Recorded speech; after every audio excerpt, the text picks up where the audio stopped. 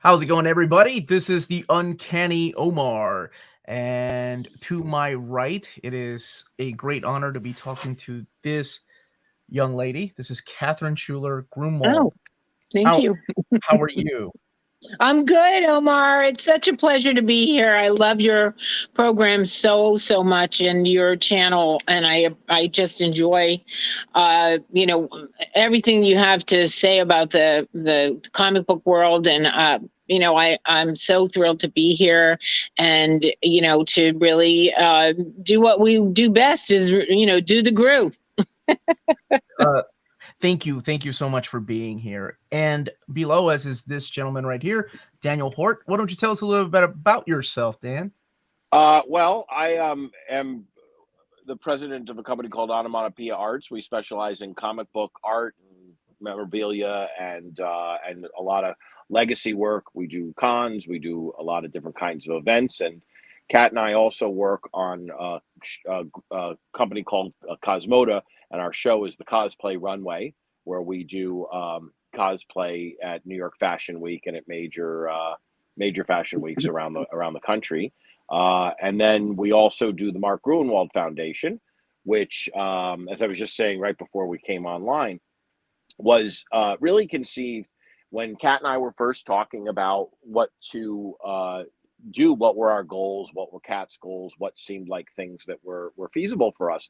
The most important thing that really came to mind was to do something for the people that Mark really loved. That was something I know that was very important to Kat, and Kat can really speak to, is that Mark had a tremendous passion for comic books. He had a tremendous passion for the fans. He was very passionate about the industry, about the characters, about all that. And I know that that's something that you want to talk about. But one of the things that doesn't maybe get talked about quite as much is he had an enormous passion for his coworkers, that he had an enormous passion for these people, that he was really interested in their lives.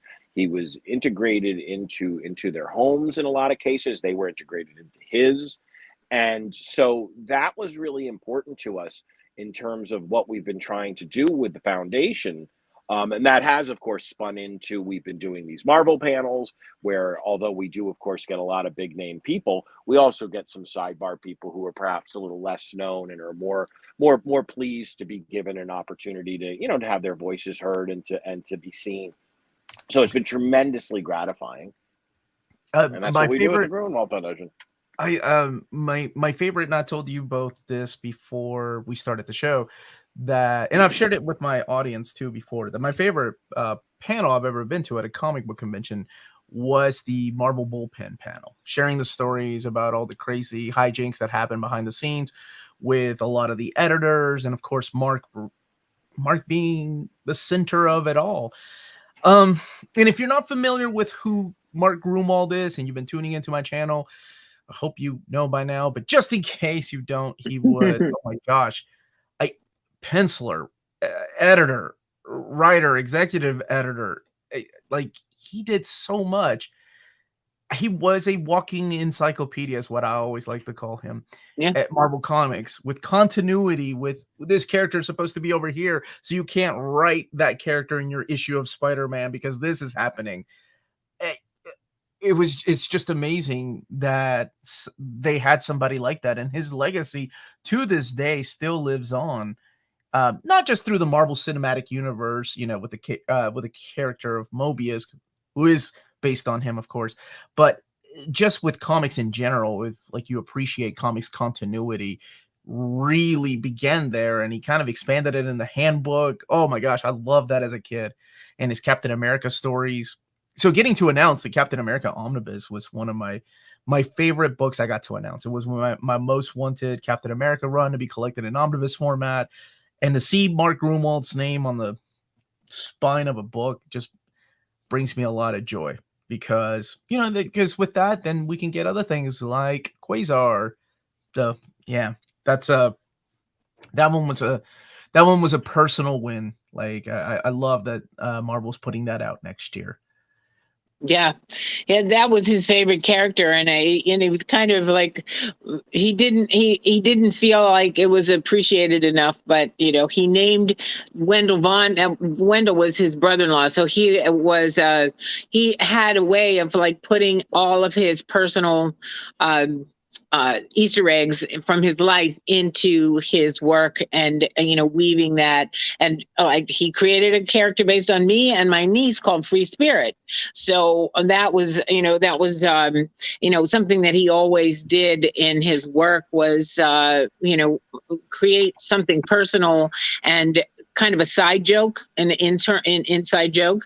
But Quasar was definitely one of his favorite characters to write, and he really had a personal identity with that, because he himself, when we were on our honeymoon, I mean, every night he had the constellation map out, and I was learning all the constellations, and he was super into astronomy, not astrology, but astronomy.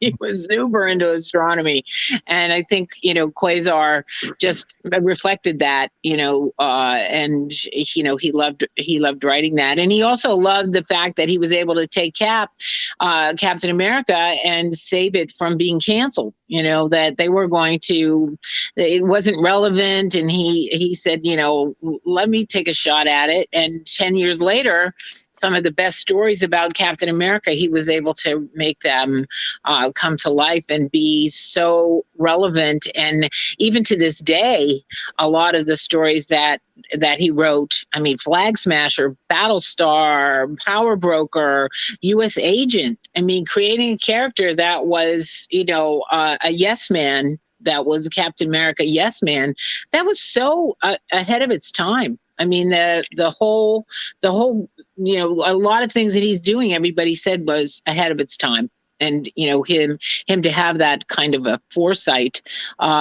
just bespoke his love of the genre, and comics was everything to him. He said everything was tax deductible. He could go to my fashion shows, he could go to a movie, he could buy a book, anything was tax deductible, because he could always find something to put into, he'd go to my fashion shows and he'd be sketching all these new outfits, and he said, oh, I have 3 ideas for Power Princess. Right. And I think it's important to keep in mind that when you talk about the continuity stuff, that it was so important, and Mark was so integral in making that a reality. And I don't know that it could be overstated how important all that continuity now becomes as the MCU marches forward. And one of the great aspects of the MCU, the television shows, the films, has been their ability to be interconnected and to track one another and to do all this kind of stuff. And as I say, we're obviously biased over here, but I don't think it can be overstated how important that is to what is now a property that Disney has paid a lot of money for, has bought, that has become an enormously, profitable and big time thing. That Mark was a major part of that. And it's fascinating to talk about. It's one of my things that I love to talk about and think about when I'm thinking about Mark and his role at Marvel, is that he came at a time when there was transition. And indeed, if you go to other industries, you'll find that time in the 80s and into the 90s, that a lot of things were becoming corporatized, and they were getting ready to be computerized, to be data, and to have things trackable. And they were coming out of an analog world, which is really interesting, particularly if you think about publishing or agency work or these kinds of things. They all used to be, a much more free-form operation, where as you say, the Marvel way was a little bit of a freestyle, that everybody was kind of contributing and who was doing what. And then along comes, the 1980s, and it wasn't just Mark Gruenwald and it wasn't just Marvel Comics, but that all industries were now asking for people to, to account for their time a little bit, punch time cards, this kind of thing.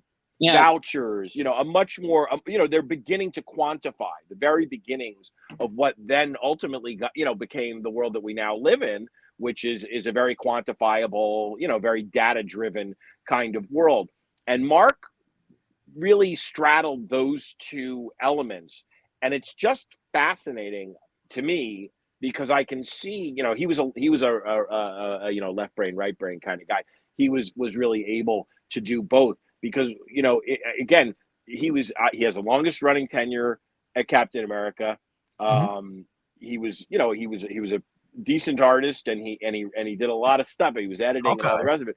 But in the meanwhile, he was also doing, business that he was managing things that, like pay vouchers, like who was doing what, like managing the continuity, those kinds of stringent things also. And it's a very unique type of person that can really be able to exist in both worlds as he did so seamlessly. And again, because of that, I don't think it can really be overstated how important Mark was to Marvel Comics in terms of creating a company that then was quantifiably able to be purchased by someone like Disney and managed that way. And also what we see on the screen, which is, by the way, much more fun and interesting than talking about pay vouchers, where you actually have a world that couldn't really work if it wasn't for the fact that we're all, paying to the same continuity, that the things are very straightforward. So, I like to give it up. I mean, I really feel like like I said, I know I've said it several times.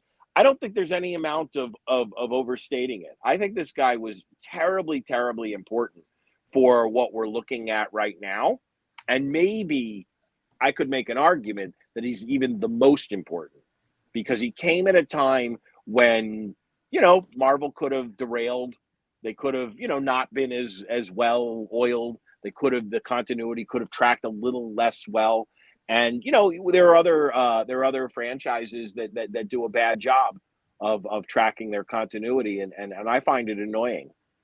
And a lot of things that he thought up, Dan, he the whole handbook came out of the Omniverse, the fictional reality magazine that he created with his father in the 70s.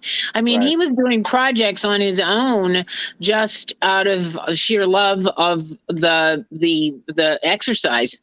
He codified everything. If he built a treehouse in our backyard, he had a schematic for it, and he had call outs and all the materials that he used on it. So he approached everything in life with a systematic systems thinking approach. And I think, he took it on himself to create that, handbook. That was a weekend. I don't know if you've seen some of the pictures that Elliot Brown took of them spending the weekends at Marvel, sleeping there with, just being able to like crank that out. And he wanted to do that. He took on the role of being the assistant editor's workshop. Every Monday morning, he taught the editors a class that he thought up himself, and he had a handbook on how to create comics that was the Marvel way. And that came from his father, who was an educator and a teacher.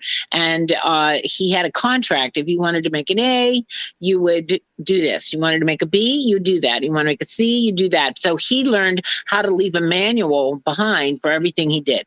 And this speaks to another important part of Mark's legacy, which, again, I apologize. I'm not sure if we actually talked about it on the live part of this stream, but that Mark was the ringleader. That he created, that one of the things that we found as we've been doing these Marvel panels and we've been going around and speaking to people is everybody loved this guy. That nobody has not only does nobody have a crossword to say about him, but they actually aggressively loved this man. And one of the big reasons was he was fun. He was a team guy. He was a cheerleader. He knew how to keep everybody loose and keep people working. And as a result, Marvel Comics under Mark Gruenwald was just about the most fun place ever, which is why we've had such an easy time getting people on our panels, which is why when they're on the panels, it always just seems like a kind of raucously good time. Yeah. That is really Mark's influence. There's no question that when they come and they see Cat and they kind of, it's always the same. is they see Cat, and you can see it on their faces that they're, you know, suddenly they're fun, they're having a good time, they're silly, they're doing crazy things, you know. And it was such an important part. I mean, I'm sure many of us have worked in places that were drudgery, you know. It doesn't work that great, you know, and it sure as heck isn't fun, you know. So that Mark really was a guy. He's incredibly well, and Kat can tell a million hilarious anecdotes, as can, by the way, anybody who was there, about Mark kind of ringleading everybody while he's got them signing pay vouchers, while he's got them making sure that the continuity isn't all over the place. And, you know, and by the way, you know, most of them would tell you they probably didn't get paid as much as they should have. And yet they were sleeping on the couches. They were sneaking in on the weekends. They were hiding under their desks so that they should stay and continue to work on this stuff. Once again, to me, it's, I mean, his legacy is all over what we now see in the MCU, all of it. I mean, really, it's just incredible. And again, I don't mean to put words in Kat's mouth, but I think it's been very, very gratifying over the last 18 months or so as we've been working on some of these projects to just hear how beloved he was. And by the way, was a guy who went to bat for people also. There must be a dozen stories of Danny him, O'Neill, you know, everybody. of stepping in and saying, hey, wait a minute, you should be doing this job. Let me get you that. Let me deal with this. I'm going to handle that so you can manage this. We had Lisa Hawkins on a Gruenwald panel, which was actually a precursor to the Marvel panels. And she was on our Marvel panel that we did in New York last year. And again, and we're hoping to do it again this year. And so she actually just took a new job, but she was executive editor at Valiant. Yeah. And she tells the story how, you know, she was sort of a junior person and, you know, they were promoting people up and they were looking for people to become editors. And at some point she said to Mark, she said, you know, I kind of like a job like that. I wish I could have a job or something to this effect. And Mark said, and Mark said, so why don't you? And she said, oh, I'm a woman, I'm a young, I don't, whatever. She, you know, the usual, I don't know.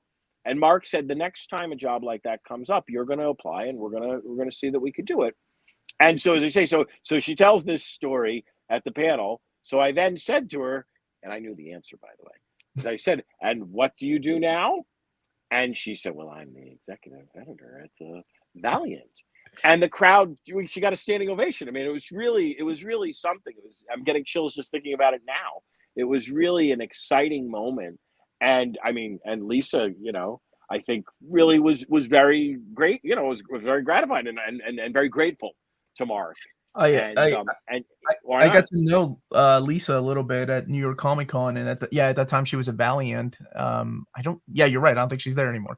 No, she literally just. The only reason I don't know is because she literally just. I saw it on social media just in the last week. In fact, has changed jobs. And Anna Senti the same way. I mean, she's like, Mark gave me Gypsy Moth and didn't want anything in return. He just wanted everybody to step up to the plate, and it didn't matter if you were a woman or whatever. He just wanted everybody to succeed and excel. And you had to want it, though. You really had to want it. And so he always said this thing that he said chicken with shoes, and chicken with shoes meant, I'm just checking with you. Is there any work? I'm checking with you. I'm just checking with you. I'm just checking with you. So he always said the chicken with shoes would appear at his door asking for work, you know. So, he assigned people. Walt Simonson, we saw him yesterday, and he just is just so thankful to Mark, because Mark knew that he had a love of mythology and gave him Thor and signed him to Thor. I mean, you know, those are the kinds of things that Mark was able to do. And, you know, the Bullpen was a quite a rotating, platform of you're doing the story this time, I'm doing the story next time, you're doing the cover, who's assigned to all these different things. And it really was the house of ideas. They would go out, Carl was talking yesterday, how they would go out to lunch, and they'd have 6 ideas for episodes coming up. So Mark was really about having fun and integrating everything that you do, and knowing that, like you were relaxed at lunch and you would start thinking up ideas and just throw out 50 ideas and see which ones are going to stick. And he would do some groaners. I mean, he had lists of things that he would say at dinner, and people would groan, but they groaned in a very, there goes Mark again with his creative mind. But he was willing to put his ego on the line and just come up with bad ideas and good ideas, and they would be springboards for good ideas. So it was interesting to go out to dinner and to lunch with them, because they'd be drawn on napkins and character wheels, and Ralph Macchio would be showing how Spider-Man's character wheels and Aunt May and it was just, everything was just fed out of what was going on at Marvel, and you were a part of it. And they included me. And like we were saying yesterday at Terrificon, we really belong. I really belong in that thing. I don't feel like an outsider at all. And that's just to Mark's credit to be able to. I mean, I was taking videos of his panels at Comic-Con when he was playing with the fans. He just handed me the camera. I didn't know how to do the video. I figured it out. I didn't know what to film. I just did what I was watching. And you created lifelong fans that way. We've had a exactly. litany of people come up to us, San Diego, in New York, everywhere we go. And by the way, people, it's amazing that real comic book people, professional people in the industry come up all the time. They come up and they're like, yeah, I want a comic book. I pushed a comic across the floor with my nose. I called and Mark called me back.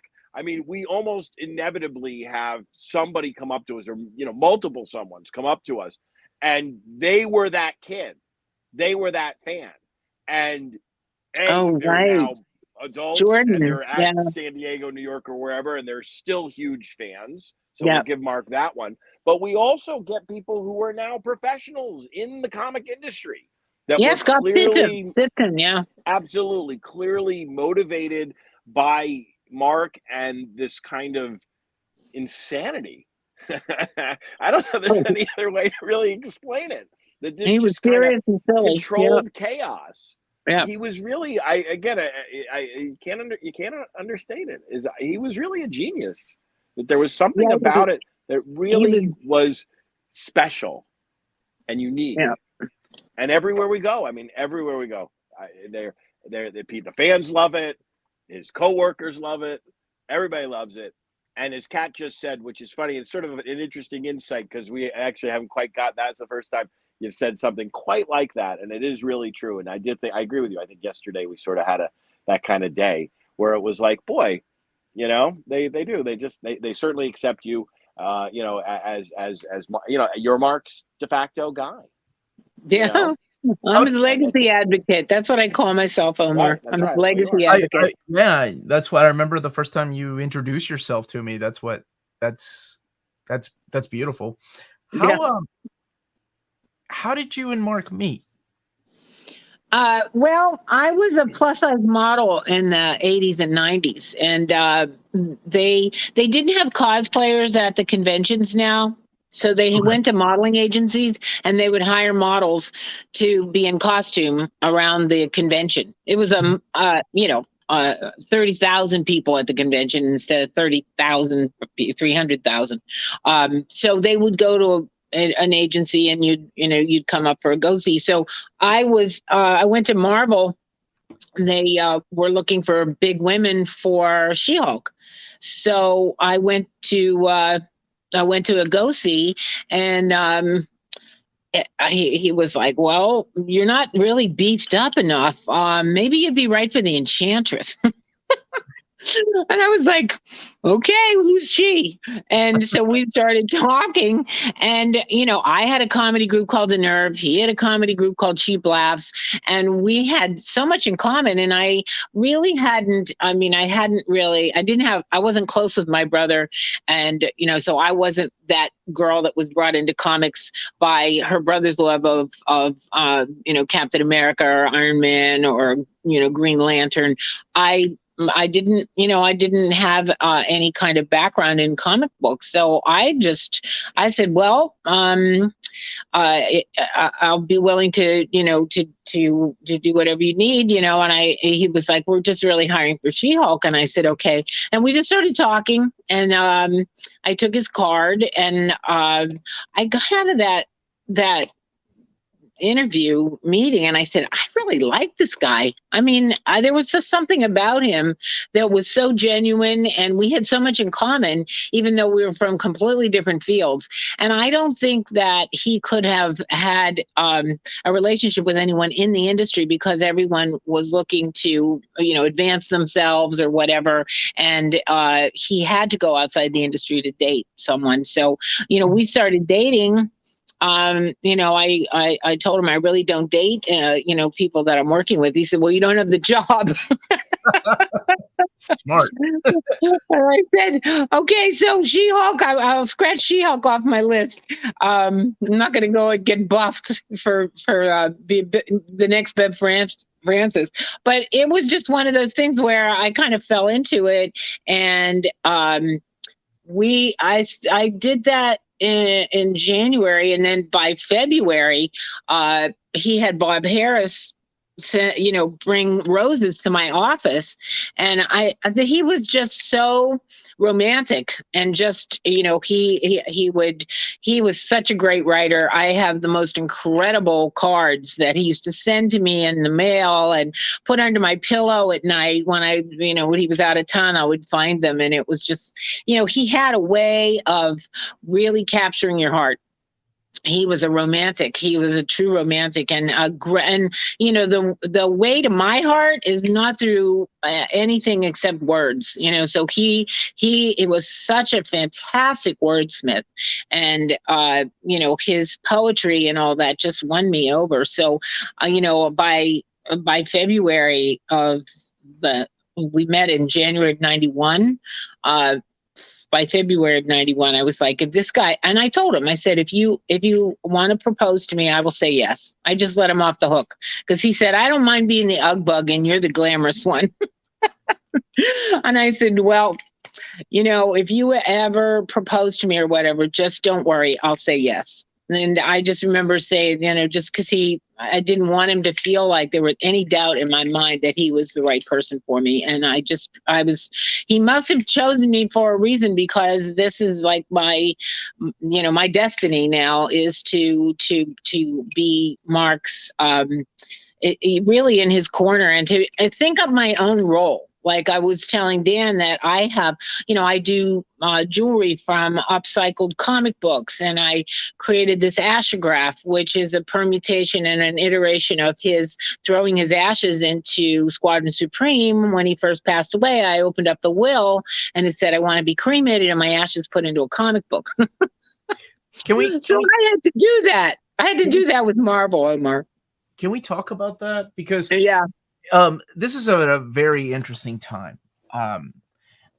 For me, I was getting ready to go into college. It was my first year of college, and I was leaving comics. One of the last things I remember happening was, because this is 1996. Oh wow, the year he died. Yeah, August 1996 is when I was becoming a freshman. I was leaving home. And I decided not to take my comics, because I was kind of taking a break, or I was done with comics. And also right before the internet, so a lot of the news we would get would be newspapers or comic book guide, the Comic Buyer's Guide or Wizard magazine. And the way I remember finding out Mark died was through, it was an obituary in a Marvel comic. I think it was Generation X maybe. Mm-hmm. And I was just taken back, like, and maybe I took that as a sign that, well, Mark's gone, and I guess it's a good time to leave comics. Uh-huh. But then the next thing I remember was this book. Mhm. Yeah. And I had never seen anything like that in my life, where first of all, it was in his will to leave some of his ashes and mix it with the ink to get this book to print, to print this book out. And how you were just talking about that. You were talking about reading that, and how did that? I mean, it makes sense, honestly. If you live with the I man, so know. it makes sense, right? Like it absolutely made sense. Mark Gruenwald, of course, he wants to have his ashes in there. But then you would have, like you said, you had to go and talk to Marvel, like, hey, this Yeah. is Mark's wishes. How did that? Like, were they like, yeah, let's do it, or was there any? Well, they were very, very understanding, and I think he got the idea from Gene Simmons because he put his blood into a comic, and Okay. that was, I think, where he started thinking it up, because it really made a lot of news when Marvel published the Kiss comic, and I think that's, and because his father had Lyme's disease, he, you hope for the best and expect the worst, and he said we have to have a will before we get married. So he created this will, and we read it, and I said, he's gonna be cremated and the ashes put into a comic book, or thrown out of the window while everybody watches at Marvel. Thrown out of the Marvel, out of his office window. And I was like, no, we're putting him into a book. Please, nobody's gonna watch him get dispersed through the streets of New York. So I told them, and they were like, okay. And then they decided to do a poster that was colored by, it was the Marvel Universe poster. So he's in that, and then they printed that, and then they said, no, we have to put him into a real comic book. And so they actually went along with the wishes more than I was happy to, okay, the poster will be enough, but they came back to me and said, no, we're going to put him into Squadron Supreme. It's his best-selling graphic novel. And in those days, I just drove up to Connecticut where the plant was, and I found the pressman wasn't creeped out by it. And, I don't know if you've ever seen cremains, but he had bone chips in it. And I was just like, oh my God, what are you doing to me, Mark? And I had to put it into the ink, and it couldn't get too thick or to gum up the work, so to speak, and it had to be just the right consistency. And I knew at that moment that Mark was probably laughing from beyond, but at the same time knew that I was the right person for the job, because his first wife was Jewish, and she would have never done anything like that, because they get them right into the ground. You sit Shiva and they're in the ground, and there is no fooling around with the body or any of that. So I was the right person for it, and Marvel went along with it. And we only did 5,000 copies. And and then they asked me to write the preface. So if you see in the book, I wrote the preface, and I said that, I came to comics the way a lot of people came to the comics. I had a hernia operation, and I was laid up, and Mark brought all of Squadron Supreme for me to read while I was laid up. And I didn't have to wait in between the issues, because it was like there was no cliffhanger. I could go right to the next issue, and I got hooked. I thought, I loved Squadron Supreme. So when I had to throw the ashes into the reprint, that was a really great honor. And writing that preface was a great honor. And it dropped would drop the next year, August of '97. And I was in Hawaii with my sister, she came back, because I don't know if you've ever spoken in front of people who are crying their eyes out. When Mark first passed away, I had to get up in front of DC and Marvel. 700 people were in this room, in this hall, and I had to speak, and I couldn't lose it, because they needed me to say something profound. And so my sister came back, and she's an energy healer and balancer, and she helped me. I had to really, be able to deliver this speech that was profound and talk about how serious and silly he was and all the different things that made me, marry him and love him and, just want to keep his memory alive. And so she stayed with me for about a week and a half, and then she went back to her house in San Francisco, opened up the door, and Dave, my brother-in-law, had passed away while she was with me. And I was just like, oh, this is like a Chekhov play. The sisters were united by the death of their husbands in the same month. So it was just a bizarre kind of time. But we went away to Hawaii to celebrate the next year. And I was in Hawaii when the book dropped, and I went to the comic book store there, and I introduced myself. Mark never went to a comic book store and introduced himself, but I did. And I said I wanted to buy the book, and I bought a copy of Squadron Supreme.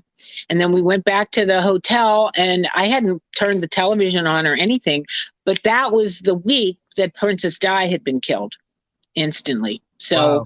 That was the very week that I picked up that book. And so when I got back to the mainland, Marvel just said the phones were lit up and had so many bookings for me to go on BBC and do interviews and radio talk shows and all about this ashes in the comic book. Because I think when she had passed away so quickly, what would you do with your ashes? Where would you put your ashes? What would you do with that? How, so it became, I did so many radio interviews, and Marvel worked with their PR, and they booked me for every show, and I would go on, and I was the wacky widow. I was like, this is my job.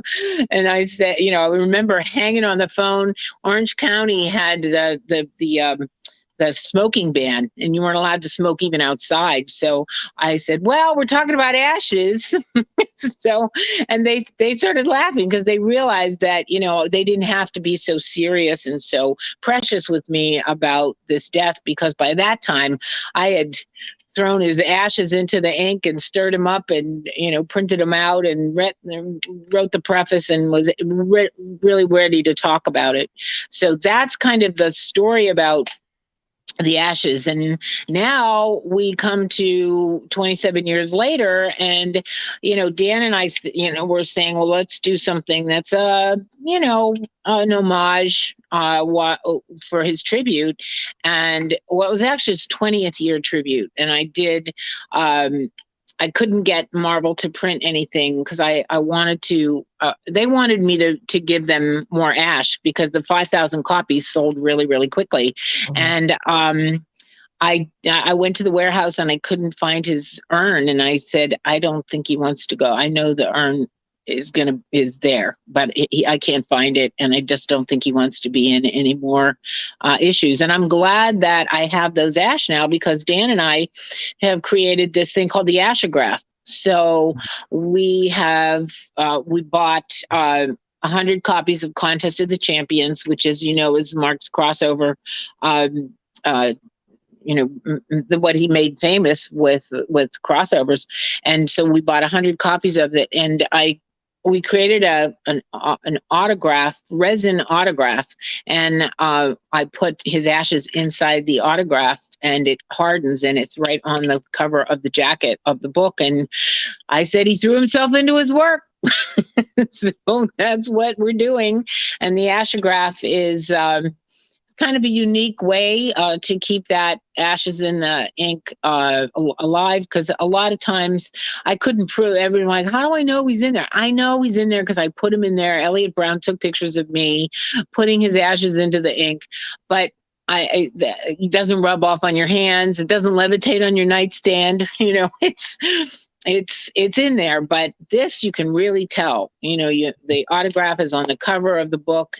It's got the resin ash and it hardened, and it's an amazing It's just an amazing iteration of his final wish, and it's really his final wish. I'm not doing anything that he wouldn't approve of, because I think he would get a kick out of, how I had to think up a new way to do the Ashes in a comic book. And for the people that collect collected editions and hardcovers, the book itself is the Contest of Champions Gallery edition that Marvel printed. It came out last year, didn't it? Yep. Yeah. He was about inducted almost into to the Hall day. of Fame. It was, in fact, it's not quite a year. It came out in September. Okay, yeah. So that's he was inducted into the Hall of Fame. They dropped it when he was inducted into the Hall of Fame that same week. So we were in San Diego, and the book came out, and we actually did something over at Matthias's store out there in San Diego. Nowhere Comics. Yeah. I know when he when I was leaving comics, and when I saw that obituary, I think it was a Generation X comic. That's funny. Bud Young was telling me that that's how he found out about it yesterday too, Dan. Just what Omar was saying. Gen X. I couldn't believe what I was reading. It was Gen X. That was it. Well, and that's what I was going to say, is that all my childhood, Mark Gruenwald was known as the prankster at Marvel Comics. Not just doing cartwheels, but pulling pranks on people, and like you said about going to cons. So at first I thought it was a joke. I'm like, oh, they're doing something special for like Editors Month, or he's coming back to writings. And then the more I read about it, I'm like, none of this is funny. So I wonder, really happened. Is that were his coworkers like that too? Were they this has to be a hoax? Yeah, they actually locked me in a room, and they said, you can tell us, because we know that things were so bad at Marvel, and that he was so tortured, that this must be his exit strategy. This must be his plan. He's down like Joseph Mengele was down in Brazil, and I'm keeping his cover. And I said, I know it seems totally in character with something he would do, but guys, he really passed away. And so they, but they did. They confronted me. They said, you can tell us, because we will keep, we'll play along with it too, because they knew that a prank was a prank, and it was sacred to Mark to keep that prank undercover. And I said, I'm sorry, but so, yeah, it seemed like it was unbelievable. In fact, Jason Olsen wrote this book, The Star-Spangled Symbolism of Captain America, and the opening line in his book is, when Mark Gruenwald passed away, there was a giant hole left in the industry. And that's kind of what it was. So I felt like, boy, that so many people were in disbelief, and it just became obvious what a tremendous asset and a tremendous loss it was.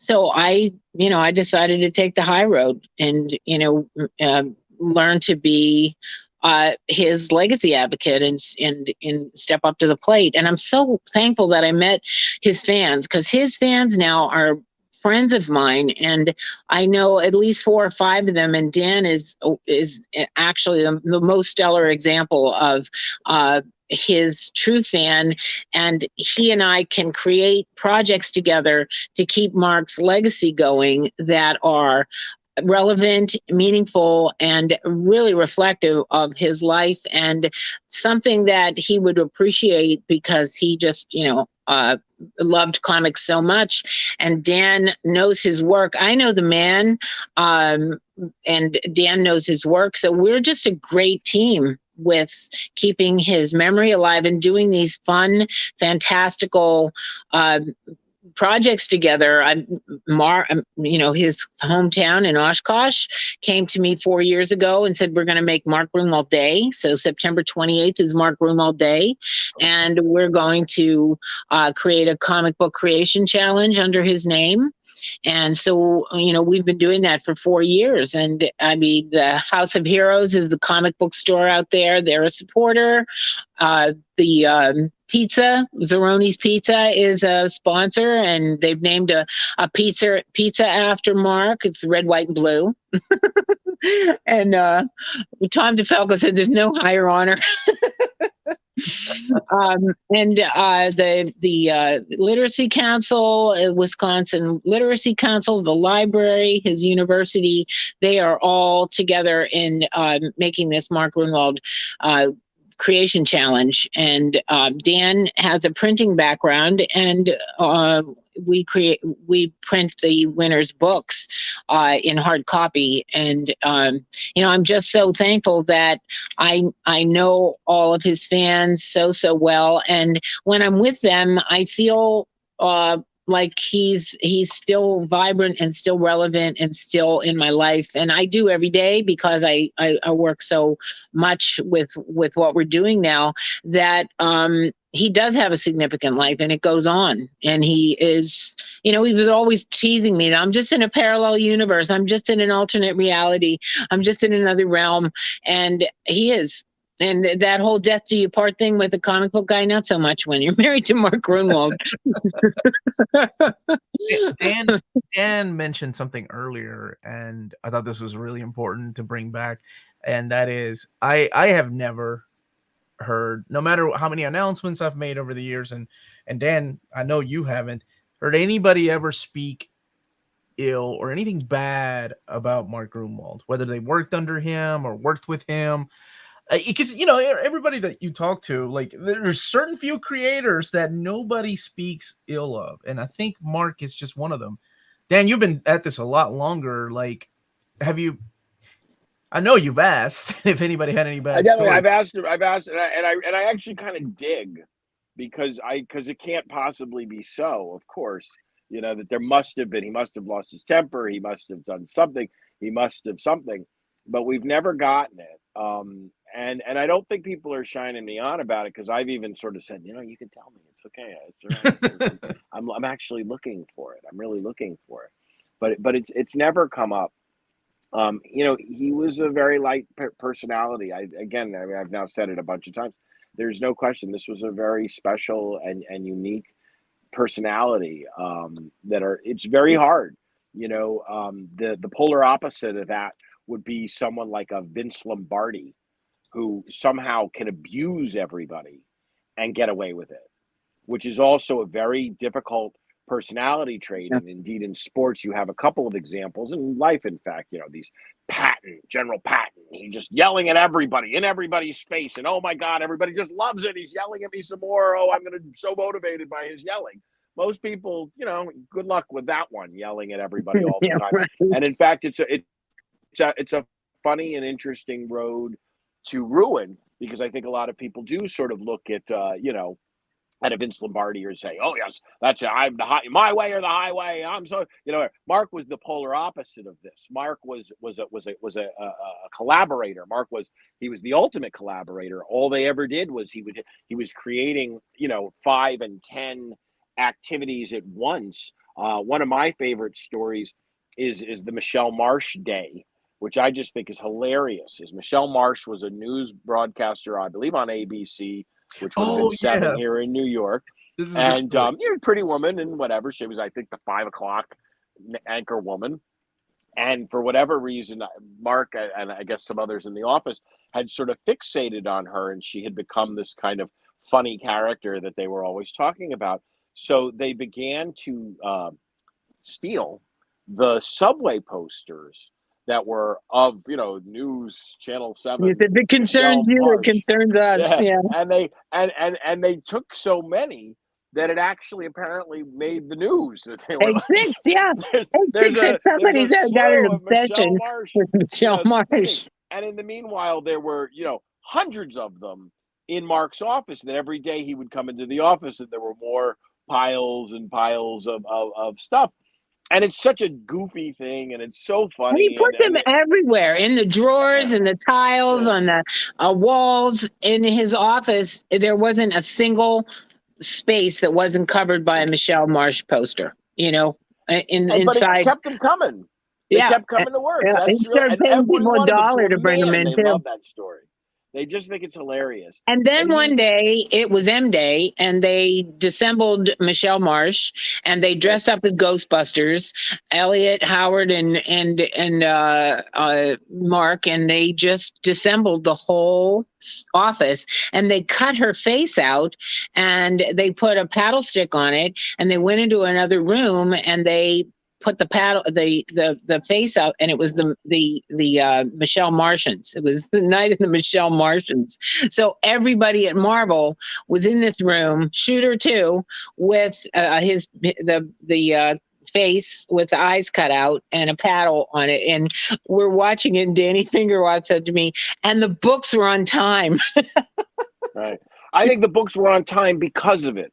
That's Yes. the genius. Yeah. Is that it was something that kept people motivated, it kept people engaged. And I don't think it was some kind of overarching, Machiavellian ploy.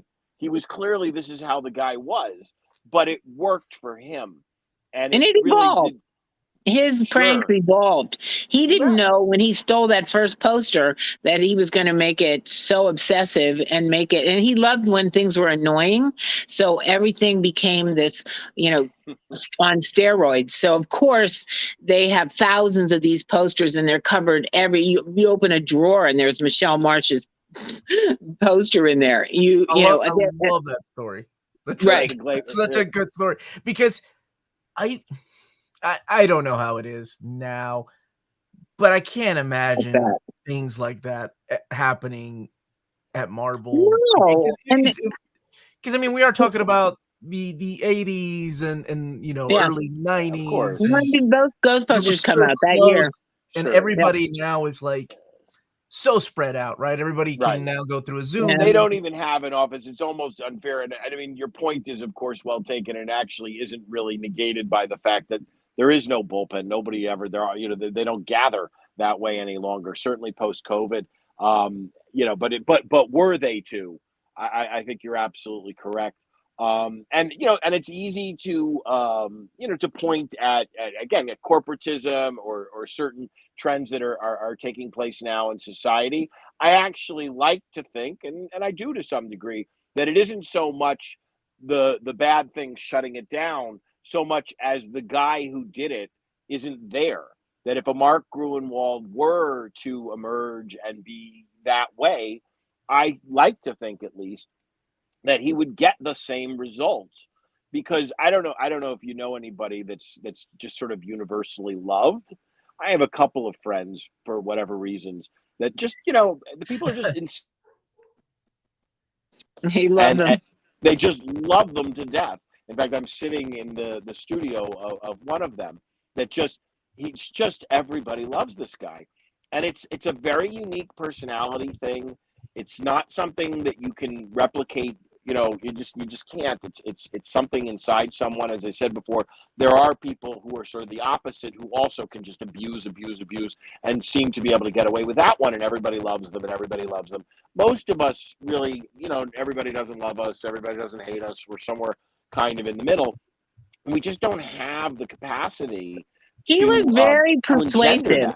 Yeah, he was very, very persuasive. And even to the point where, and Jim Shooter tells the story, Mark says to him, can I move my office down the hall because I want to make my office into a haunted mansion for Halloween, which is the Gruenwald national holiday.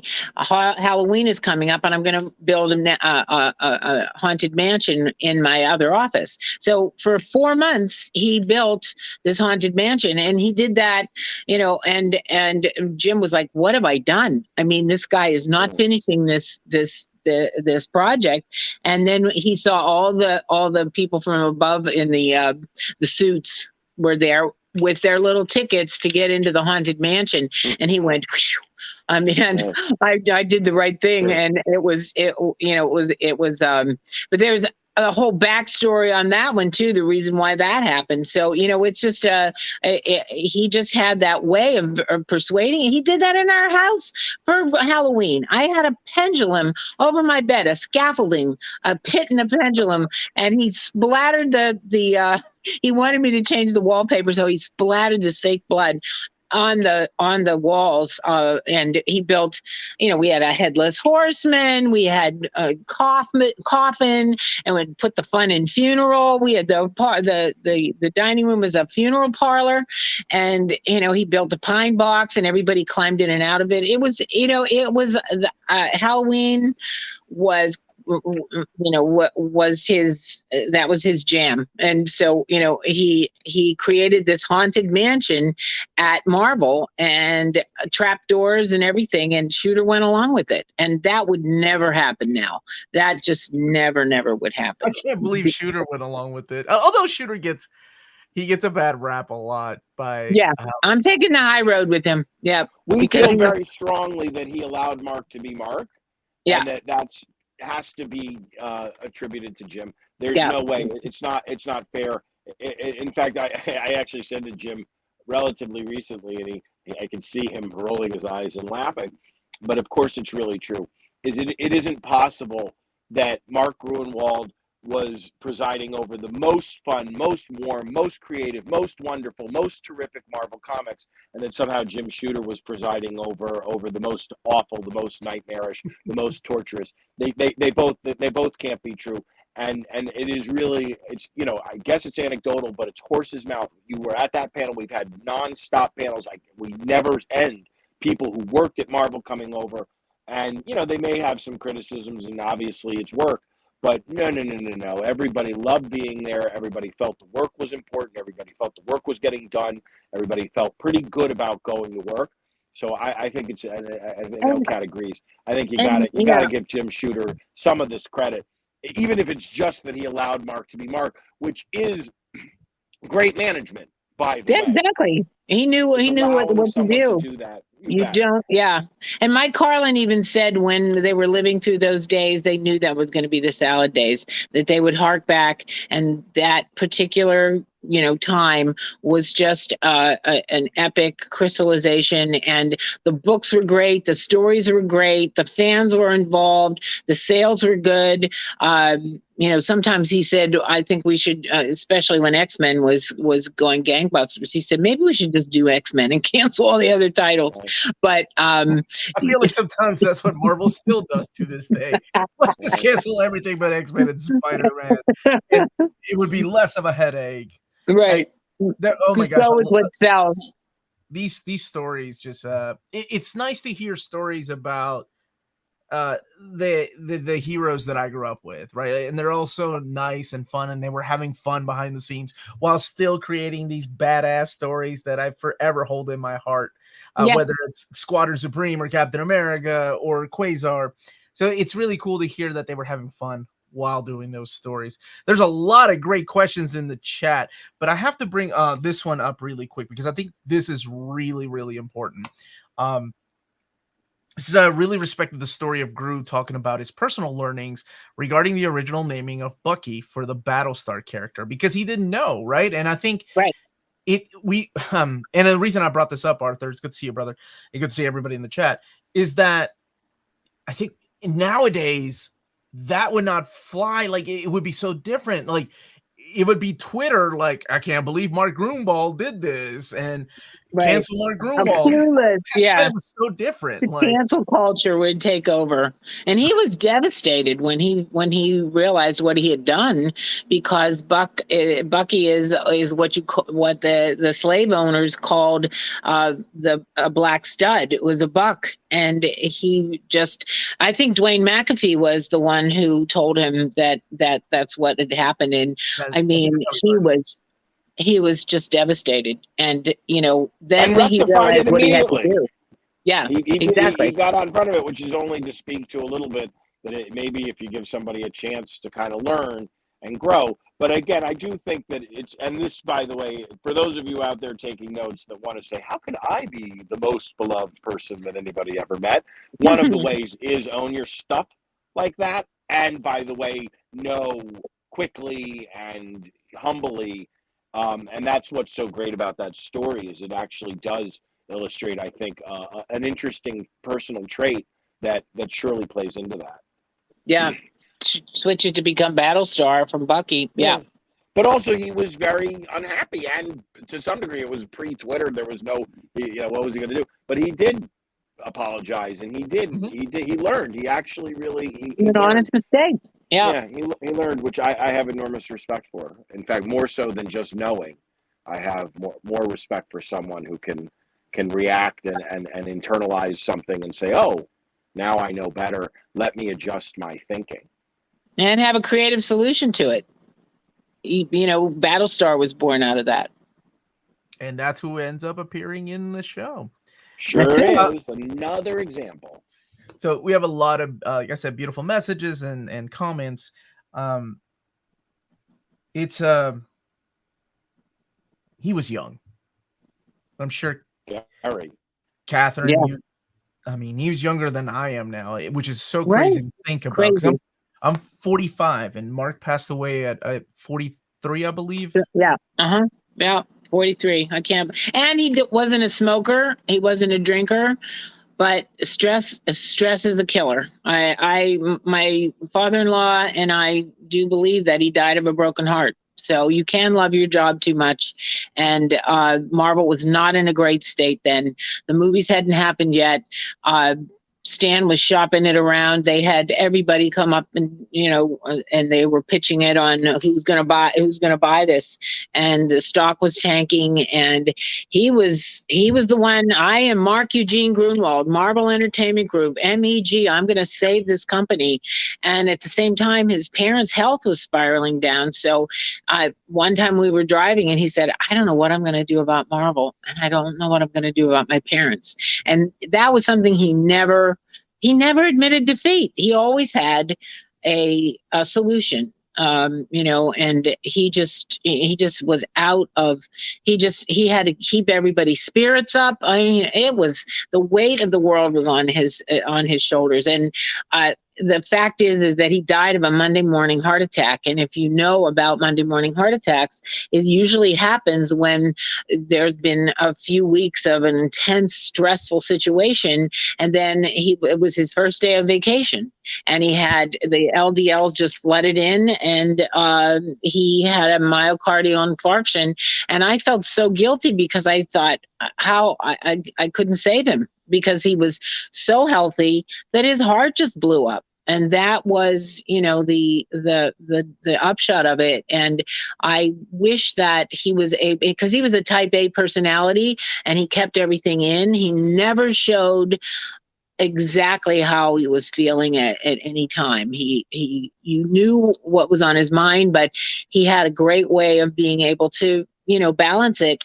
But he was stuffing down a lot of, he was trying to save the company. He really felt like obligation to save Marvel. And, it just was at that time when it was just going through all that bankruptcy, and that's what was going on with Marvel on a day-to-day basis. And it was a miserable. It went from, like we were just talking about, the most joyous place to work to the most dismal, abysmal, depressing. I mean, I went up there and it was like tumbleweeds were, going down the aisles. And it was so sad to see what it had become. And that, those corporate raiders could just do that. They didn't even know a comic book. They brought this guy, Dick Rogers, in, and Mark was like, can you believe this guy? His big claim to fame is he worked for Mars Company, and he created the colored M&Ms, and he never read a comic. And I just, those are the kind of people that Perlman was bringing in and allowing to be and then they would fire him and give him a golden parachute, and then tell Mark to work on morale. Tell Mark to clean up the detritus of their, let go of people too. Then while he was there, and I know he hated doing that. Yeah, people he had trained. He said, I don't know how, Rockwitz is going to do anything but, work in comics. What's he going to flip burgers? And then he wasn't even able to help them get a job. They wouldn't let him help anyone in terms of getting them other employment. The man was trapped. And it was it was a very, very. I mean, I didn't realize it at the time that he wasn't able to process it properly, but he was a statistic. 68% of men who have heart attacks have them on Monday morning after a stressful time. And that's what happened. And, that's why I choose to take the high road and, talk about his legacy and his work. And when I looked at his will and he wanted to have his books bound, they were as long as my arm. Can you imagine? and 20 some years writing a book books that are as long as your arm. He was very prolific, and I don't know, he probably had a lot more in him, and he was taking screenwriting classes, and I think he saw the writing on the wall, because at the time Batman and Superman were only the great movies, but he used to bring clips home that fans would send him of CGI things that they'd been working on, and he said pretty soon this whole industry is going to explode. So he was taking screenwriting classes, because I think he knew that his storyboarding ability with comic books would be able to translate into great screenplays. Oh, yeah. This is a really good question here. How did it feel having a character based on Mark be a big part of one of the better MCU TV shows? So you saw about Mobius, in Loki, and played by Owen Wilson.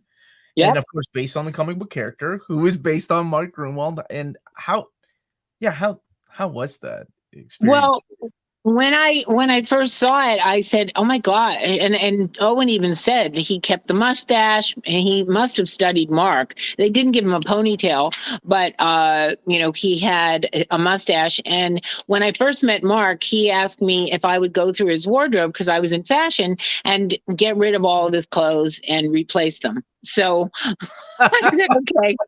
You give me the budget, I'll do it." So I went out, and at the time, Armani green and gray and beige and khaki suits were all the rage. So I bought him these beautiful, and he had that autumn coloration, and I brought him those suits, and that's the suit that Owen Wilson is wearing. I said, "Oh my gosh, I kind of wardrobed the movie." And I just, I said, they built the whole thing around this khaki colored, greenish gray suit that was an Armani suit that I bought him. And and in those days you wore suits to work. You didn't wear T-shirts and jeans. He was, the senior executive editor, and he dressed it. He wore a tie and a shirt. And so yeah, I really wardrobed him, and I had a great time doing it. It's nothing like, spending somebody else's money.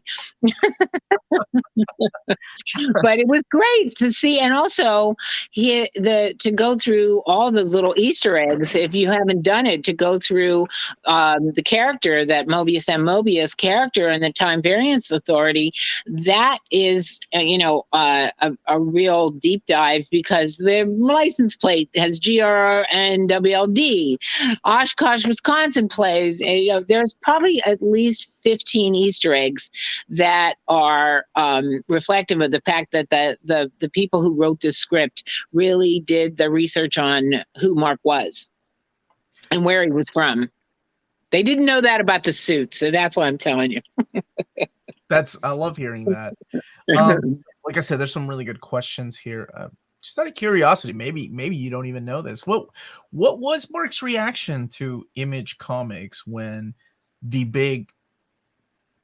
at the time, the biggest pencilers at Marvel left in that summer, right? Yeah. It was the I think the first Comic-Con where it wasn't my first one, but it was a Comic-Con, and I remember Image had this tent outside of San Diego where all the major booths were. They had a tent outside. and it was the Image tent, and they didn't want anything to do with Marvel, because I think Jim, and this is something that I'm battling now too, is it was work for hire. They kept all of your work. They kept all of your artwork, all of your, so Jim didn't want that, and I think Mark, realized that was a real wise decision, and he didn't say anything bad about it. That was just kind of, wow, that was a bold move that Jim Lee did. And to have that Image tent that was away from the other parts of the convention. The convention was not nearly what it is today, but it was still well attended, and people looked to that like, what's the next thing? And when Image had that tent up, it was like, wow, they're not even playing in the same roof, under the same roof as Marvel. So it was quite symbolic. It was really symbolic of the move toward people take. And then what was Youngbloods was a comic company that opened up, so that they were all breaking away. Mm-hmm. And I think in many ways Mark was like, what am I doing? Why am I sticking it out here? Mark Eugene Gruenwald, Marvel Entertainment Group. But he didn't. He was a Marvel guy. He was a Marvel guy, and he just took the position that he was going to hang in there with Marvel. And he did. But he did. I mean, until the very end. My gosh. Yeah, come hell or high water, and it was pretty much hell. So. We gotta. Let's see here. I'm so happy you were talking about Mark Gruenwald. Thank you for the super chat first, Rebellious Monkey. I first heard about him thanks to the 12-issue series Squadron Supreme, which I have the trade. I absolutely love reading it so much. Thank you. Yeah, we were just, Catherine shared the story about the Ashes, of course, and then the first printing of the book and how she got to read it. So that's really cool that you were able to read that, because that's how, I mean, like you said, my love of comics comes from being in a children's hospital in Peru and my uncle sending a care package of Spider-Man, Captain America, X-Men, Justice League, things like that. And I didn't, before the internet, before there were any phones that you could just sit and do this all day. Yeah, you just had to read or be bored. Right. But yeah, it brings back a lot of memories. I loved his Hawkeye limited series. I can tell they're Hawkeye 1970s.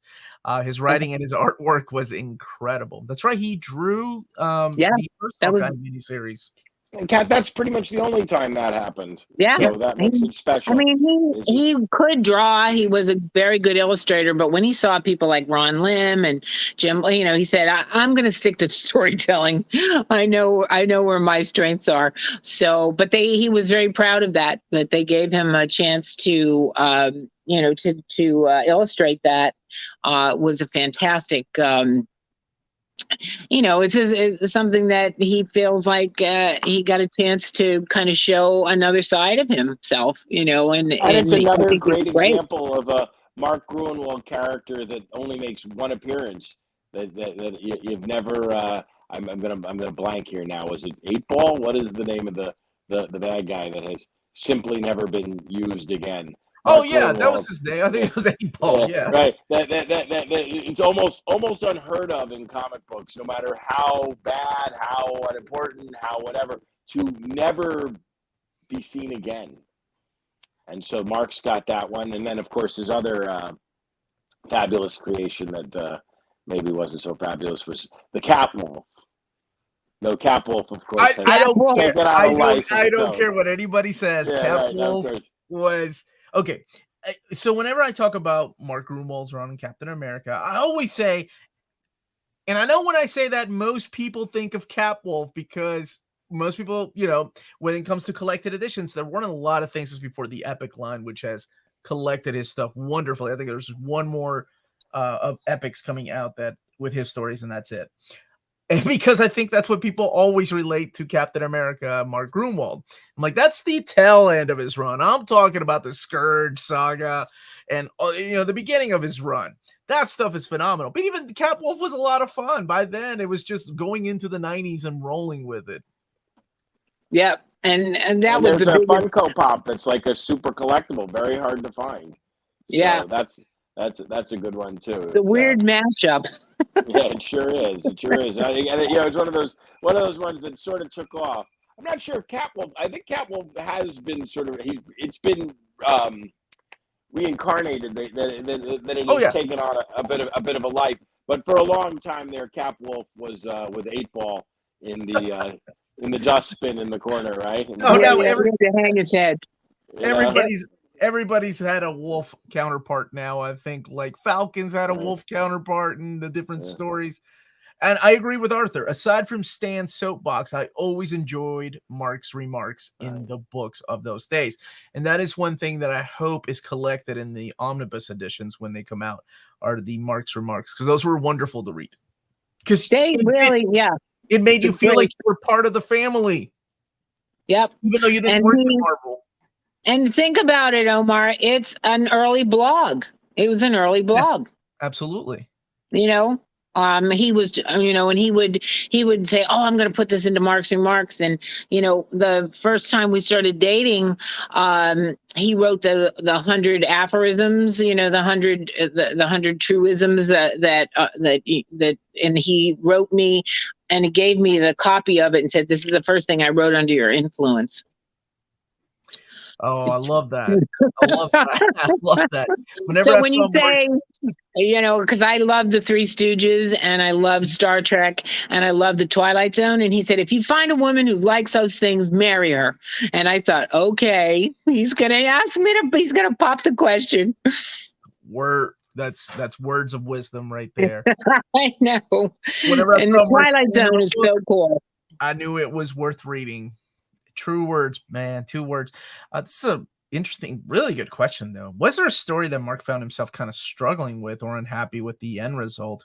Do you remember ever him talking about anything that he was like kind of struggling with? Yeah, he used to come out of the study with his, pumping his fists in the air, saying, "I've done something no one's done in comics before." And I was like, "Oh, good. That was a successful writing session." But one day he was like, "I'm really struggling," and it was something with AIM. And they were on an island, and he was trying to get me to come up with some idea because he couldn't think of anything. And like coming to me for the idea. So I was saying all the usual stuff, and he said, right. He kept saying, "It's been done. It's been done." We were driving, and he got getting more and more agitated. And every time I came up with an idea, he said, "No, that's been done." And we plowed into the back of this guy's car because we were on the strip, and it was a red lights, and it was like every 200 yards there was a red light, and then you sped up, and he plowed into the back of this guy's car, and that was when he was he was so agitated with not being able to think up this idea. And it really haunted him. He always had tons of ideas, and it was he was coming to me, and I don't know what came of that. He must have solved it because they were on this island in AIM, and whatever. But I just remembered just trying to come up with different ideas, and he was like, "It's been done. It's been done. That's been done. That's been done." Bam. Right in the back of this car. So we were driving around with a dented bumper for the weekend. So yes, that was the only time, though. Every other time, he always had tons of ideas, and whether they were Capwolf ideas or whether they were U.S. agent ideas, they were always fruitful, and there were plenty of them on many things. On our marriage, on his daughter Sarah, on ideas for books, on ideas for projects. The man was an infinite well of creativity. He never did a drug. He lived in this creative state that was, he said, I can't damage my channel. I have to stay open. The most he did was go to sensory deprivation tanks. And that was, yeah, exactly. He'll put it in there.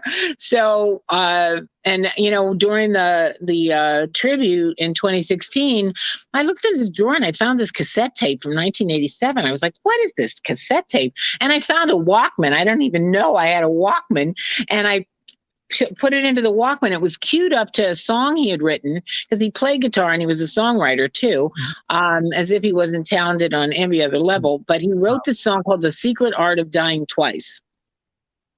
And it was a really interesting, and when you think about him, with the ashes and all that, he really did think up a way to die twice, to stay, it was a really telling. And I played the tape of him singing it at the tribute, and everybody heard his voice, and they were quite touched and they were crying. And then I went to sleep that night after I found the tape, and then I came up with this idea for the rest of the lyrics that he would have written had he lived. And it was like, I didn't mean to go. It wasn't in the plan. I wish I lived as long as Stan to find the secret art of dying twice. So I wrote all these lyrics that were really him speaking about the afterlife and all that. So, it was quite telling to find that and I don't know, there's a way that they communicate with you. I don't know why that tape was in that drawer and I never saw it before, but maybe I found it when I needed it, and it was queued up to the song The Secret Art of Dying Twice, so I had to play that at the tribute.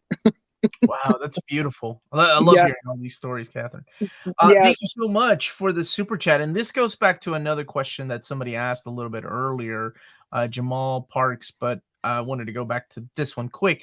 I do remember that his ashes were mixed into the ink of the print of the trade paperback, which we talked a little bit about. Unfortunately, my copy is not the original. Other than that, now that's what you call hardcore dedication right there. Yeah, he wrote it into his will, and he found the right person to make sure to execute said plan. And I came up with the phrase, he threw himself into his work. That's wonderful. So this is a good question, because I'm sure people that are watching, is the Astrograph edition of Contest of Champions still available? Is there a way to get that? I know that was very limited, right? Yeah, it's limited. I have some copies left, and we're selling them. We're not making a big deal about it, but if you DM me, it's Cat Schuller 111 on Instagram. I'll get you a copy, because I'm not advertising them. I don't want to. I probably sold about. I bought 100 of them, so we probably have half of them. But they're going to we're very about at 50, people. and they're actually about to go up, and we're going to start to push them a little harder. Right. So get them while you can. Yeah. So just DM me. It's Cat Schuller 111 or cosplay.runway on Instagram, and just send us a direct message, and you too can have your piece of the Gru. I love that. Omar, we need a gallery edition for the Hawkeye Limited series. It would be good to see. Oh, you're right. Yeah, that would be good. 4 issues, beautiful hardcover. Yes, I agree with that. And Catherine, do you have any Stan Lee stories? I know you met the man. There's a few pictures of you online with him and Mark. Yeah, do you have any Stan Lee stories you'd like to share? Yeah, Stan was he was such a special guy, and Marvel would do this thing once a year where all the top mom and pop comic book stores, they would send them on a retreat. It was called the Distributors Convention, and I don't think they even talked about it too much, but they treated the top selling stores to a week.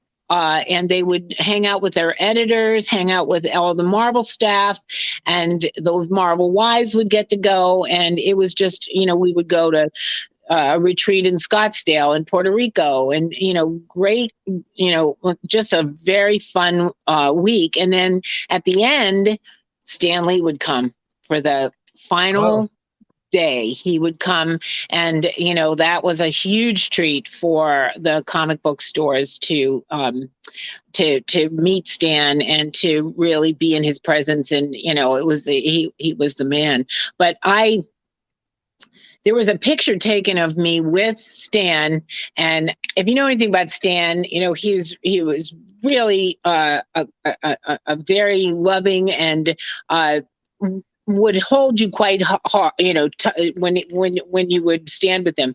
So there's a picture of Stan, me, and Mark, and Stan and I look like we're a couple, and Mark's a little off to the side.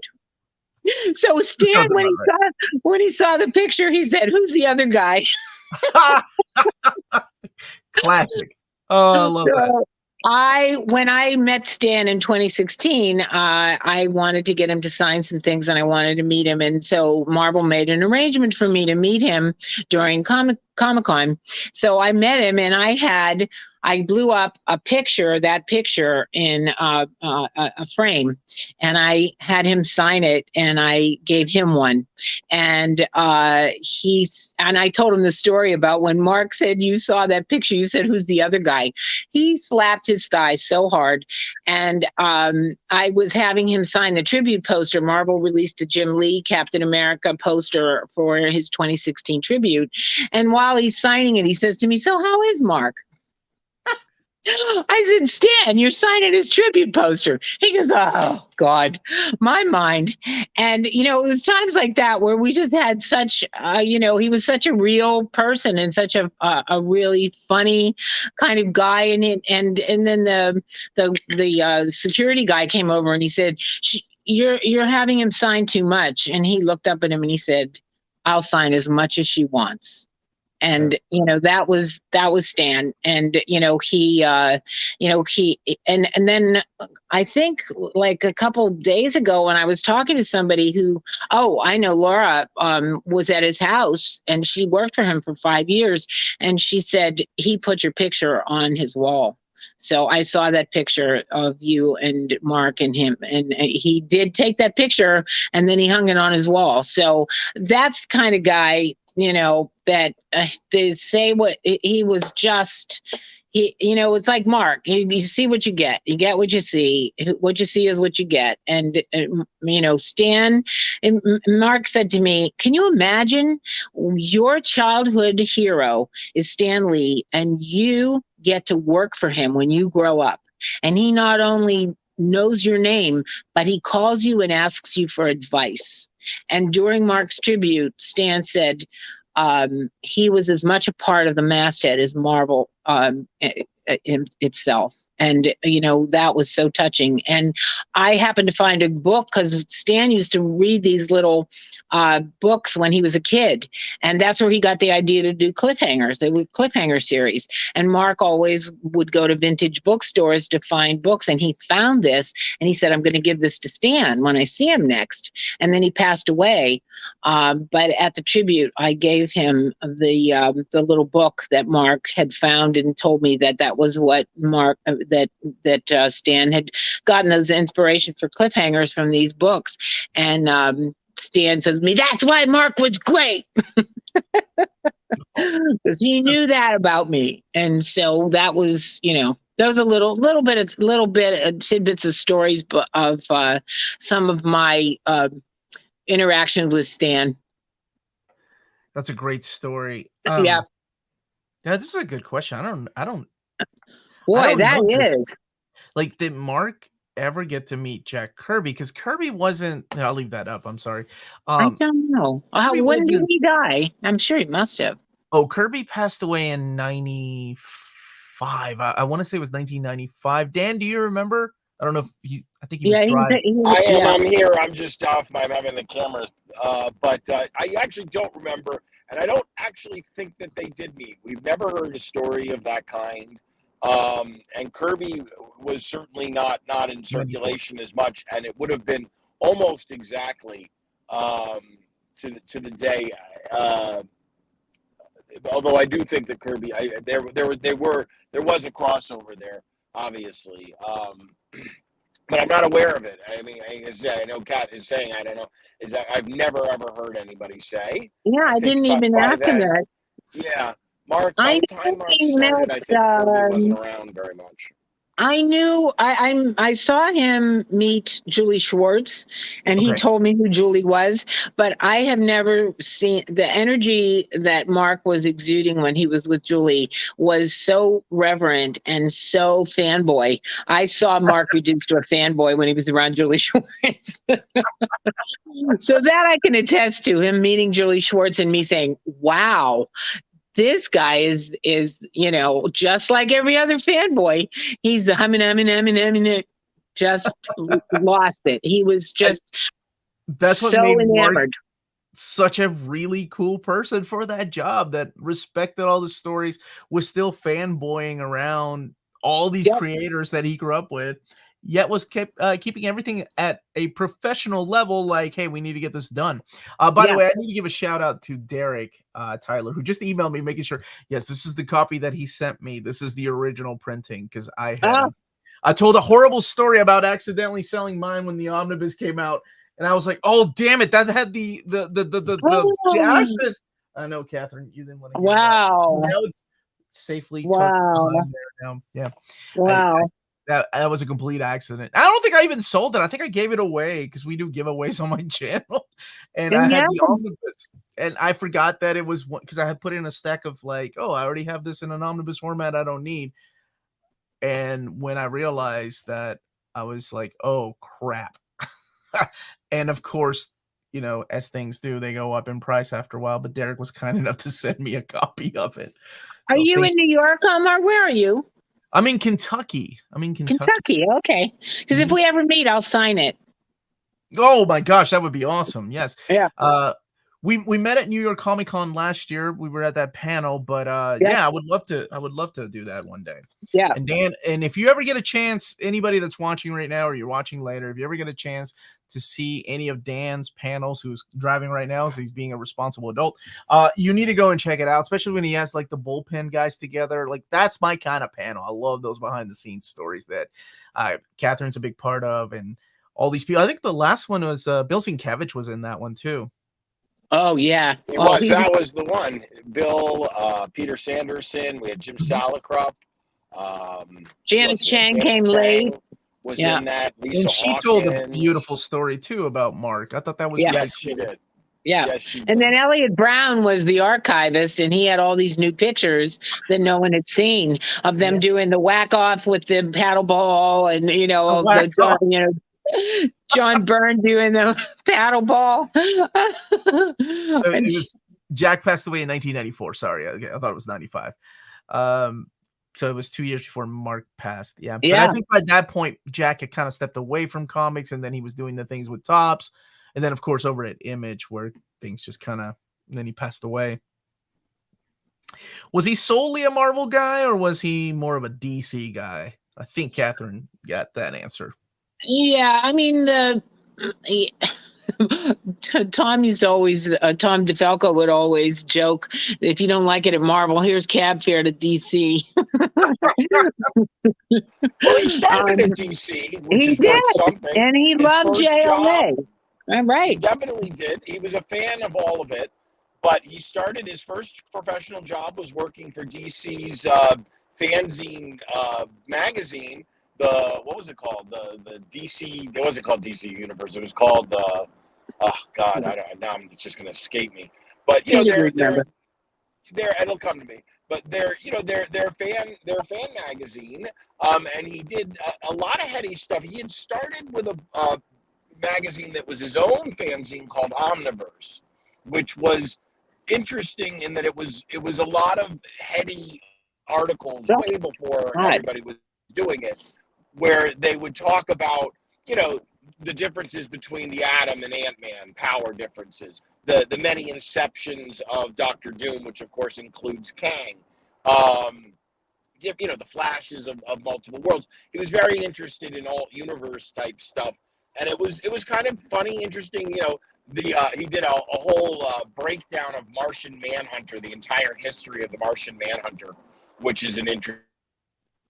It was It's very pretty. dense. Very tense. I know. The You can find that Asgardian, on. oh my God, the Asgardian, the whole four corners of the earth. And I mean, that was definitely his father. His father was a genealogist. In fact, when I bound Mark's books, right on the other side of the wall in the library, his father's genealogy books are bound. So, he was. He came right and they did the treatise on comic reality. That's this whole big paper that they worked on together. That it was a father and son, epic tome. It's called the Treatise on Comic Reality, and that was definitely from fictional. That became the Journal of Fictional Reality in Omniverse, and it was a precursor to the official handbook of the Marvel Universe. That's That's awesome. And yeah. Edwin was a fan of Omniverse. He has both issues. I have the third issue, but it's a little dated. So Jim Salacarp was asking me if we should probably put out the Omniverse, in 3 and different, just bound it all together. So I have Omniverse 3. This is a really good question, because this is something I'm curious about. How did Mark track and catalog the continuity of Marvel? Did he use a system of some sort? Because I mean, we're talking about before Excel, people. Yeah, we're talking about before. Unless he had computers were around at the time, but they cost an arm and a leg. Or was it all done from memory? He had flowcharts. Okay. That was what he did a lot of flowcharts, and he was really good at flowcharts and chronicling and just archiving things that way. And he had a lot of he kept a journal in a calendar form. So he had an at-a-glance calendar that were those 1 inch by 1 inch squared calendars that were at a glance. So I have every one from 1978 to 1996, and he wrote in it every single day. So the man was an archivist, and he probably had it on his computer, because he did have a computer then. But okay. I saw him doing a lot of flowcharts. I mean, that was how he thought. He thought in a flowchart form. And if anybody has a back issue that I wrote about the favorite editors, I think I wrote that article on. It's called the Grew the Influencer, Leaving an Indelible Mark. I put one of his flowcharts in that article. And if you can look up back issue, which is the Tomorrow's Publications, Michael Urie's, and I wrote this article that he said was probably the best oral history of any editor, because I really researched it, but I did interviews with a lot of people he worked with. But the things the pictures that accompany that article, one of them is a flowchart that he created. And in fact, I was going to do a font off of the flowchart with his handwriting, because he could have been a letterer too. I mean, his lettering was so measured, and it was just so neat, and everything was so comic book driven with this guy. Even his handwriting looked like a lettering page. But it's worth noting that Mark had a very keen sense of the importance of it all, of the gravitas of it all.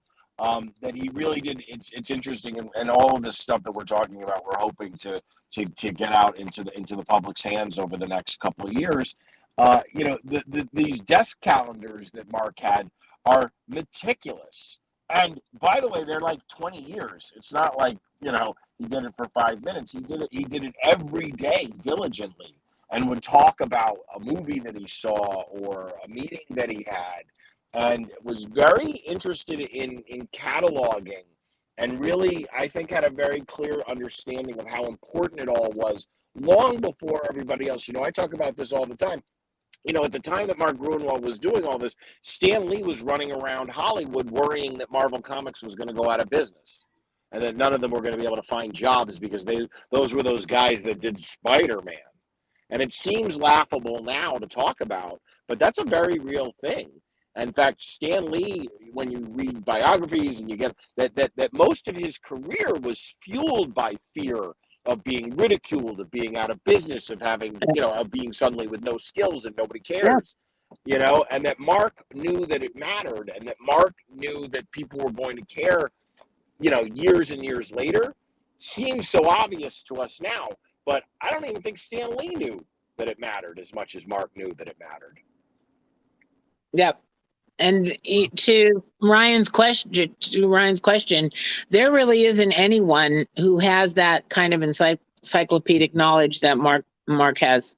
I never met, and people would come up to me and say, I don't know what we're going to do if anything happens to Mark, because he is the keeper of the flame. And, that's why Jason Olsen's book, it opens with the topic sentence, when Mark Gruenwald died, a giant hole was left in the industry. And there really hasn't been anyone to replace him with that kind of passion and complete 360 understanding of what Gru knew, and and pursuing it and chronicling it and archiving it. And he was the comic books, I cannot believe how much he loved comic books. I have a passion for what I do, but boy, this guy, he not only had a passion for it, but he knew how to, like Mobius, keep it in check, keep it in a form, and a way that people could reference and learn from it, and turn it into a Bible. And that is something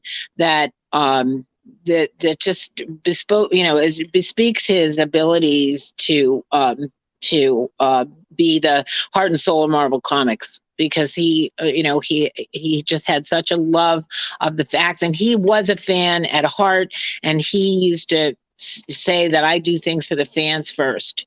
And that's why everybody just loved his work so much, because they knew what he was doing.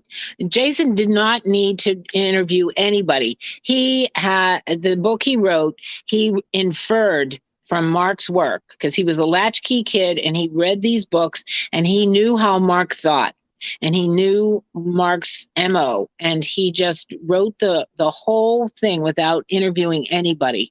And when I read the book, I really feel like I am with Mark, because it's like somebody who really got him on a really deep level, and really understood what he was trying to accomplish. And he's never been replaced. So I don't know who has that kind of ability anymore. And I don't know if they even care as much, because everybody says what's lacking is continuity, with new books and, what's happening. He's in all the stories with the DNA that, Mark called himself the custodian of the Marvel universe. He felt he was the custodian of the universe. Stan built the sandbox, but he was the custodian. What I know we got to wrap up soon. What would you say, or maybe he told you, what's the story that he was most proud of? I know Squadron Supreme was his baby, that he was really happy with that. Was there a single issue that he was like, when I'm gone, I think this summarizes me. This is my legacy. I'm really proud of this issue, or did he even talk about it because you're so busy working? Yeah, right. I don't think he had that much of an ego, and but I know he was very, very proud of U.S. Agent. And what he did Cat with No More. U.S. Agent. Oh, Cat No More. Nice. Yeah. And I think he was, and Quasar. He just loved Quasar. He even loved DP7. In fact, I found a whole bunch of drawings of DP7's backstories, and so even the new universe that was abysmal failure, not because of Jim, but because they pulled the plug on the funding. But Mark was the hero outside your window. He loved that. He took DP7 and he just loved the displaced paranormals, and that I know he was very proud of that. So he didn't brag about his work that much, but I know those couple things he mentioned to me, and just the amount of work he was able to do. He was kind of in awe of it himself. How much he was able to do. DP7 was the best universe title. Yeah, it was great. I mean, it went on for, oh my gosh, 20, I think almost 20 issues. This is a really good question to kind of wrap it up. Was there anything that was unfinished, unpublished of Mark that maybe we could see one day? Maybe it was a project that he was halfway done working on.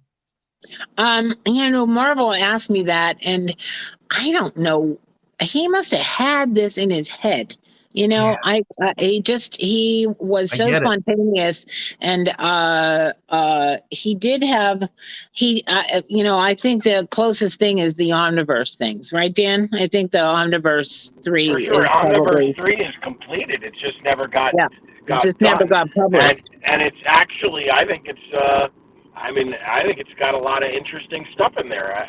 And we are, by the way, planning on putting that out. So that's a little dated, but with all the interest in metaverses and multiverses and all that, I think the Omniverse has a place. And if nothing else, just to see what he was working on, and this is like Buckminster Fuller stuff. I mean, it's just so heady and like Dan said, it's dense. It is not light reading. But it's fun, and it's so progressive. It's kind of interesting. Like at this point, I can't even tell you how many people. Forget about all the people that come up to us and say, you got to do it, get it out there. But even independently of Mark Gruenwald and some of the things we do there, I've had people come up to me many times and say, we have to have a magazine that breaks it all down and meticulously analyzes and this kind of thing.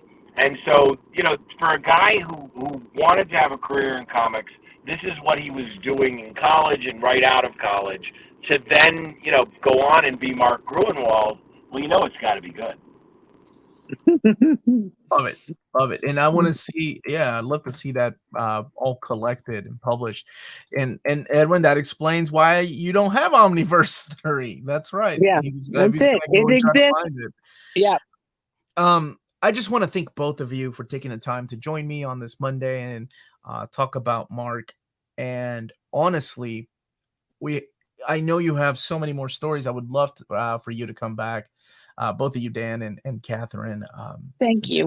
To talk more about Mark, because I never got to meet him, and it feels like hearing stories about him just makes me feel like maybe in a way I kind of did, maybe through his stories and then through what you share in his personal life. I think it's he was definitely the heart and soul of Marvel Comics when I was growing up, and is deeply missed by a lot of us that grew up reading his stories. So, and he still survived. So much of what Kat and I do is informed by him. We're sort of a chaotic bunch ourselves. We do a lot of things that are not necessarily related to Mark, but they're related to Mark.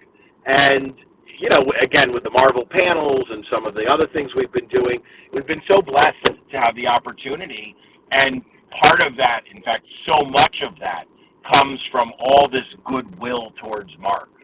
That there's just everybody. They want to help. They want to do it. Hey, since it's for you, Kat, because after all, that how many times have we had people say, since it's for you, Kat, and then do something that's pretty cool.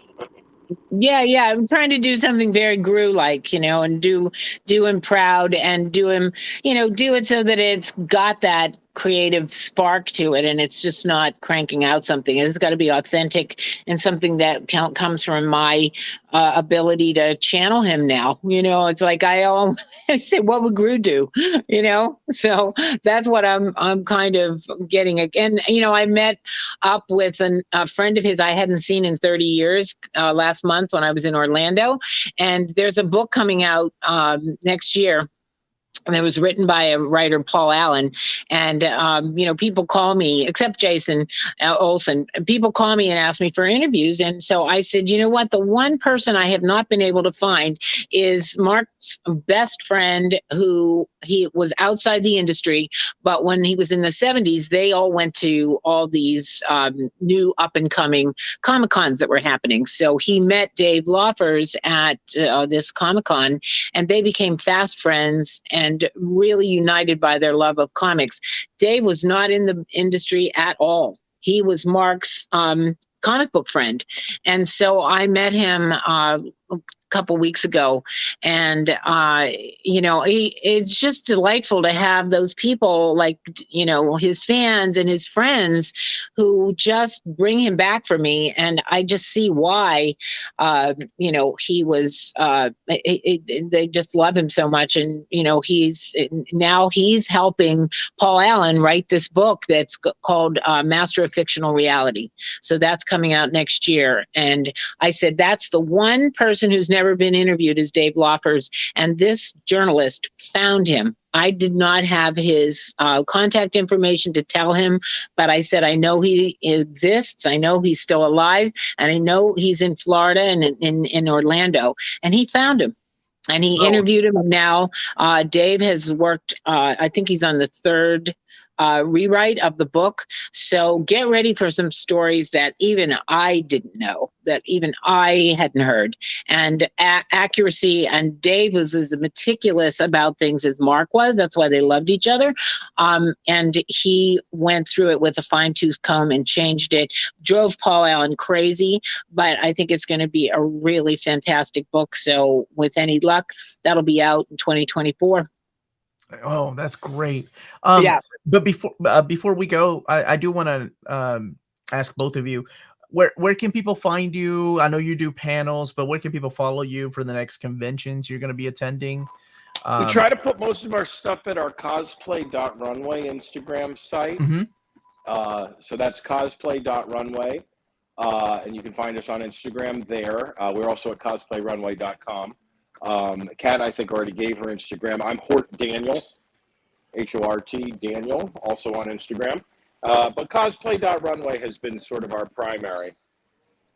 Excellent. And I'm Kat Schuller 111. And then Dan's friend had a flood in his comic book store. So I am doing upcycled comic book jewelry, and I'm calling them Power Pieces, Heroic Adornment. So power.pieces is Instagram.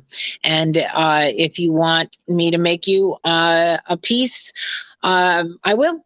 So that's, and it's all these little like pieces that are, I only have one of a kind of pieces, and that's pretty much it. So I'll see you guys in the multiverse. Well done. Well done. Thank you, everybody. And we'll be at New York Comic Con, so surely come by and say hi, and we'll be hanging around. Excellent. Excelsior.